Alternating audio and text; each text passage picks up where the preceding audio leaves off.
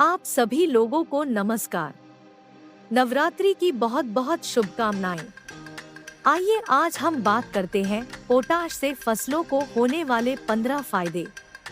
Potash के कार्य एवं पोटाश की कमी का फसलों पर पड़ने वाले हानिकारक प्रभाव एवं 10 लक्षण। पोटाश से फसलों को होने वाले 15 फायदे।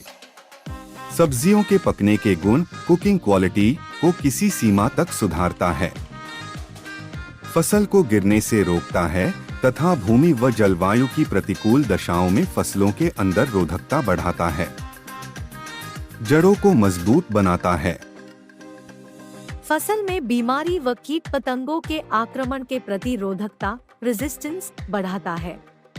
पौधों के अंदर पोषक तत्वों के वाहन ट्रांसलोकेशन में सहायक है। फसलों की गुणवत्ता क्वालिटी में वृद्धि होती है।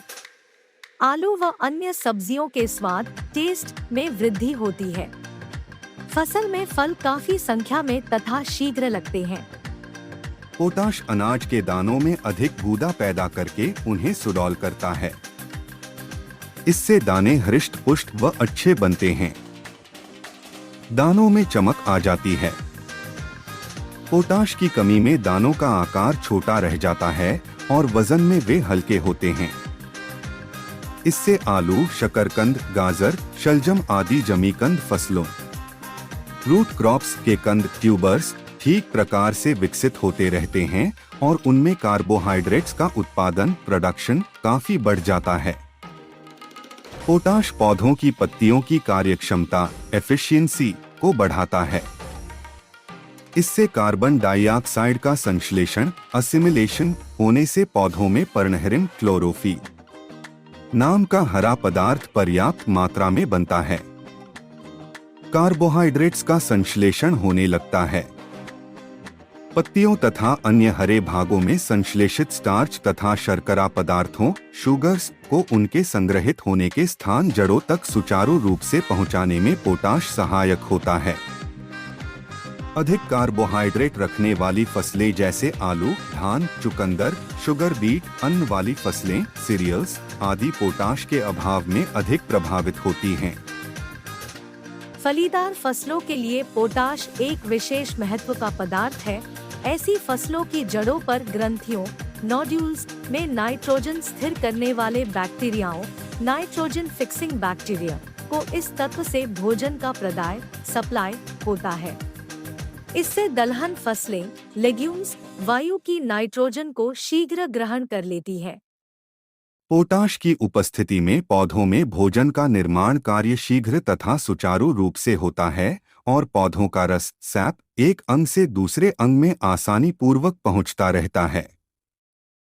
नाइट्रोजन के प्रयोग से बीज के शीघ्र अथवा देर से पक जाने के प्रभाव को पोटाश अधिक सक्रिय एक्टिव बनाता है और संतुलित रखता है। इससे भूमि में नाइट्रोजन का कुप्रभाव एडवर्स इफेक्ट दूर हो जाता है। पोटाश खाद से मृदा घोल का तनाव सरफेस टेंशन बढ़ जाता है, जिससे जल के केशिका संचालन की गति पौधों की ओर बढ़ जाती है। मृदा घोल में पोटाश लवणों के घुले रहने से भूतल सॉल सरफेस में जल का वाष्पीकरण कम हो जाता है। यदि मिट्टी में अधिक दरारें हैं तो पोटाश लवणों से भूमि की भौतिक दशा में भी सुधार हो जाता है, क्योंकि पोटेशियम लवण मिट्टी के कैल्शियम कार्बोनेट के साथ मिलकर पोटेशियम कार्बोनेट बनाता है, जो मिट्टी के कणों को जोड़ देता है और इसमें ढेले लंप्स बनाने की प्रवृत्ति नहीं है। इसके विपरीत यदि भूमि भारी है जैसे चिकनी मिट्टी तो पोटेशियम कार्बोनेट के बनने से मिट्टी और अधिक सघन कॉम्पैक्ट बन जाती है। फलतः मृदा की जुताई में कठिनाई पड़ती है और उसकी मूल दशा ओरिजिनल कंडीशन बिगड़ जाती है। पौधों में प्रोटीन के निर्माण में पोटेशियम का प्रमुख हाथ रहता है। इससे कोशिकाओं के निर्माण तथा विभाजन में सहायता मिलती है। पौधों के रंग व गंध में वृद्धि करती है। फसलों में पोटाश की कमी के प्रमुख लक्षण क्या क्या होता है?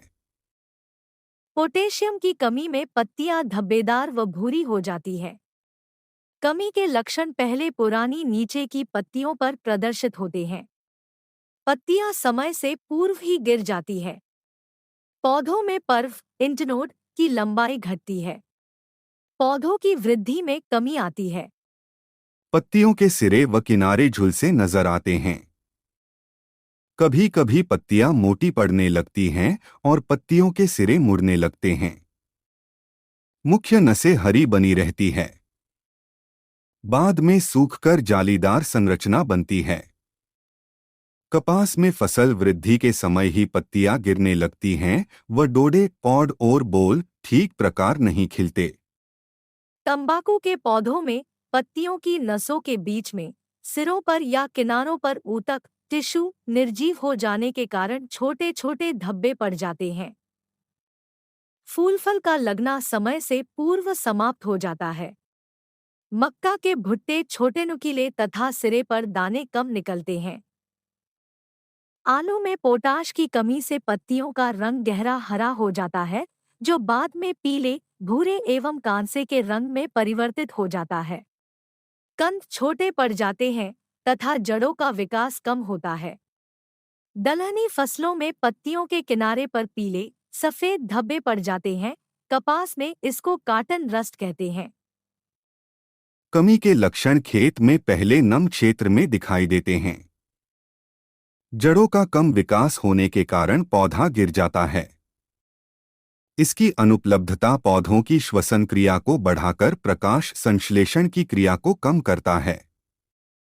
ऊतकों में पानी की मात्रा कम होती है।